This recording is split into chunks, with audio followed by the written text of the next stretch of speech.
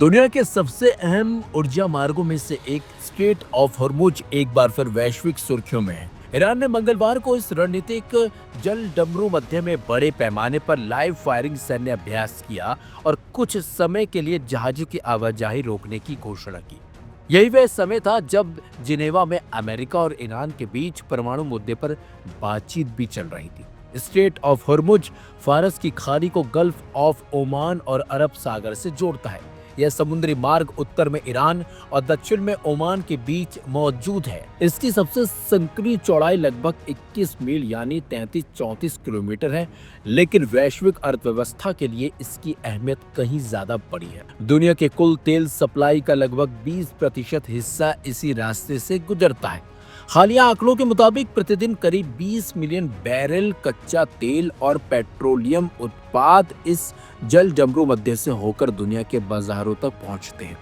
Iran लंबे समय से कहता आ रहा है कि अगर उस पर हमला हुआ तो वह स्ट्रेट ऑफ हॉर्मुज को बंद कर सकता है। मंगलवार की लाइव फायरिंग ड्रिल को विश्लेषक इसी संदेश के रूप में देख रहे हैं कि तेहरान के पास न सिर्फ क्षमता है बल्कि वह उसे प्रदर्शित करने को भी तैयार है। ईरानी सरकार मीडिया के मुताबिक तट और अंदरूनी इलाकों से दागी गई मिसाइलों ने जल डमरू मध्य में अपने निर्धारित लक्ष्यों को भेदा। यह पहली बार बताया जा रहा है कि ईरान ने औपचारिक रूप से स्ट्रेट ऑफ हॉर्मुज को बंद करने की घोषणा की। हालांकि कुछ हफ्ते पहले भी वहां लाइव फायर ड्रिल हुई थी, लेकिन तब आवाजाही रोकने का ऐलान नहीं किया गया था। इसी बीच जिनेवा में अमेरिका और ईरान के बीच परमाणु कार्यक्रम को लेकर वार्ता का एक और दौर लगभग 3 घंटे तक चला। ईरान के विदेश मंत्रालय के प्रवक्ता इस्माइल बागई ने कहा कि बातचीत में प्रतिबंध हटाने और परमाणु मामलों से जुड़ी तकनीकी बारीकियों पर चर्चा हुई। उन्होंने ये भी कहा और स्वीकार किया कि दोनों पक्षों के बीच भरोसे की कमी है, लेकिन वार्ता जारी रखने की इच्छा बनी हुई है। ईरान ने स्पष्ट किया कि अमेरिका के साथ बातचीत केवल परमाणु कार्यक्रम तक सीमित नहीं रहेगी। घरेलू नीतियों या हालिया प्रदर्शनों से जुड़े मुद्दे चर्चा का हिस्सा नहीं होंगे। ईरान की ओर से विदेश मंत्री अब्बास अरागची वार्ता की अगुवाई कर रहे हैं। जिनेवा में अंतर्राष्ट्रीय परमाणु ऊर्जा एजेंसी के प्रमुख से मुलाकात के बाद अरागची ने कहा कि ईरान एक बराबरी और सम्मानजनक समझौते के लिए तैयार है, लेकिन धमकियों के आगे झुकना स्वीकार नहीं करेगा। दूसरी तरफ अमेरिकी राष्ट्रपति डोनाल्ड ट्रंप ने बार बार चेतावनी दी कि अगर ईरान ने अपने परमाणु कार्यक्रम पर रोक नहीं लगाई तो कठोर कदम उठाए जा सकते हैं। एयरफोर्स वन में पत्रकारों से बातचीत के दौरान ट्रंप ने कहा कि उन्हें लगता है कि ईरान समझौता करना चाहता है और वे अप्रत्यक्ष रूप से वार्ता में शामिल हो सकते हैं। इस समांतर घटनाक्रम में एक और बातचीत और दूसरी ओर सैन्य शक्ति प्रदर्शन को विशेषज्ञ कूटनीतिक दबाव की रणनीति के रूप में देख रहे हैं। हॉर्मुज में किसी भी तरह की अस्थिरता से वैश्विक तेल बाजार प्रभावित हो सकता है, जिससे ऊर्जा कीमतों में उछाल और अंतर्राष्ट्रीय तनाव बढ़ सकता है। सवाल यह है कि क्या जिनेवा की बातचीत से कोई ठोस समझौता निकल पाएगा या फिर हॉर्मुज की सैन्य गतिविधियां आने वाले समय में और बड़े टकराव का संकेत है। फिलहाल दुनिया की नजरें इस जल डमरू और वार्ता कक्ष के दोनों पर टिकी है।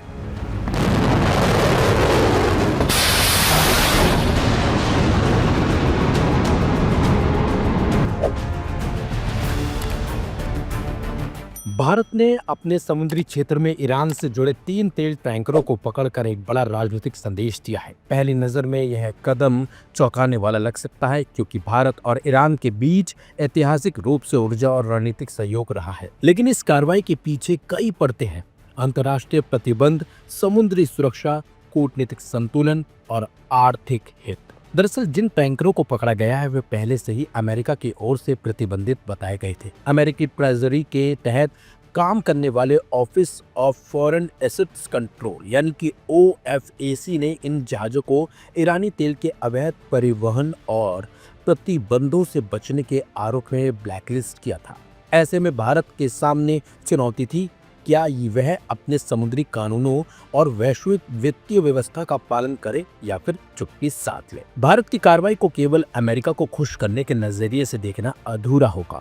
भारत की अपनी भी कानूनी और सुरक्षा चिंताएं हैं। हाल के सालों में शिप टू शिप ट्रांसफर के जरिए तेल के स्रोत को छिपाने की घटनाएं बढ़ी हैं। इस तरीके में समुद्र के बीच एक जहाज से दूसरे जहाज में तेल ट्रांसफर कर दिया जाता है ताकि मूल देश की पहचान छिपाई जा सके। अगर ऐसे जहाज भारतीय जल सीमा में सक्रिय पाए जाते हैं तो यह न सिर्फ अंतर्राष्ट्रीय नियमों का उल्लंघन है बल्कि समुद्री सुरक्षा के लिए भी एक बड़ा खतरा है। सूत्रों के मुताबिक पकड़े गए टैंकरों ने अपनी पहचान और रजिस्ट्रेशन से जुड़ी जानकारी में भी बदलाव किए थे। IMO नंबरों की समानता और फ्लैग बदलते जैसी गतिविधियां संदेह को और मजबूत करती हैं। भारत ने इस पर सख्ती दिखाते हुए न सिर्फ जहाजों को रोका बल्कि अपने तटरक्षक बल की तैनाती भी बढ़ा दी। करीब 55 जहाज और 10 से ज्यादा विमान निगरानी में लगाए गए हैं। कूटनीतिक दृष्टि से देखें तो भारत फिलहाल संतुलन की नीति पर चल रहा है। एक तरफ वह ईरान के साथ ऊर्जा और क्षेत्रीय सहयोग बनाए रखना चाहता है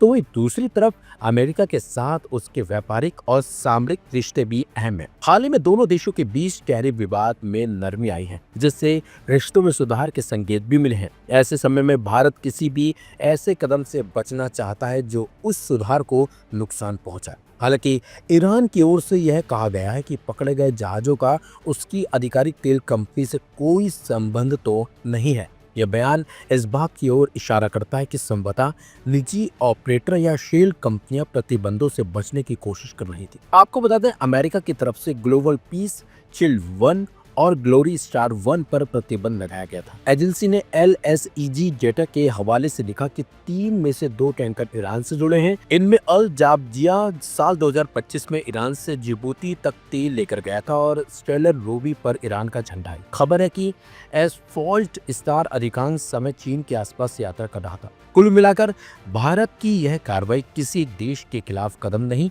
बल्कि समुद्री कानून, अंतर्राष्ट्रीय प्रतिबंधों और अपनी रणनीतिक साख को बनाए रखने की कोशिश भी है। भारत ने स्पष्ट कर दिया है कि वह अपने समुद्री क्षेत्र में किसी भी तरह की संदिग्ध गतिविधियों को बर्दाश्त नहीं करेगा, चाहे वह किसी भी मित्र देश से जुड़ी क्यों ना हो।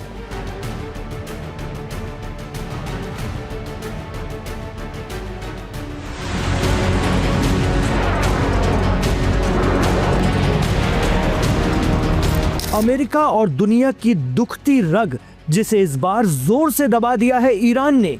जी हां, ईरान ने आबनाए हुर्मुज यानी स्ट्रेट ऑफ हुर्मुज में वो इंतजाम कर दिया है कि परिंदा भी पर न मार सके। ईरान अमेरिका तनाव और सरप्राइज अटैक की आशंका के बीच ईरान ने समंदर में लगा दिया है तगड़ा पहरा। जी हां, होर्मुज स्ट्रेट के पास पहले तो ईरान की नेवी ने नेवल ड्रिल की और इसके बाद अब ईरान के टेलीविजन चैनल रिपोर्ट कर रहे हैं, वीडियो दिखाकर दावा कर रहे हैं कि दुनिया को तेल सप्लाई के बेहद सेंसिटिव समुद्री रास्ते पर ईरान के कंट्रोल वाले सभी आइलैंड पर ईरान की मिलिट्री तैनात है। स्ट्रेट ऑफ हुर्मुज के पास ईरान के लगभग 7 प्रमुख आइलैंड हैं जो फारस की खाड़ी में मौजूद हैं और इलाके में ईरान के फौजी साजो सामान से लैस हैं। इनमें प्रमुख हैं केशम, हुर्मुज, हेंगाम, लारक, अबू मूसा, ग्रेटर तंब और लेसर तंब आइलैंड। ईरान का तो ये भी दावा है कि स्ट्रेट ऑफ हुर्मुज को पूरी तरह मिलिटराइज्ड कर दिया गया है। IRGC यानी पासदारान इस्लाम की नेवी ने हुर्मुज के सभी आइलैंड पर हाई स्पीड ड्रोन और मिसाइलें तैनात कर दी हैं जो उनके दुश्मन के किसी भी आसमानी और समंदरी खतरे से निपटने में सक्षम बताए जा रहे हैं।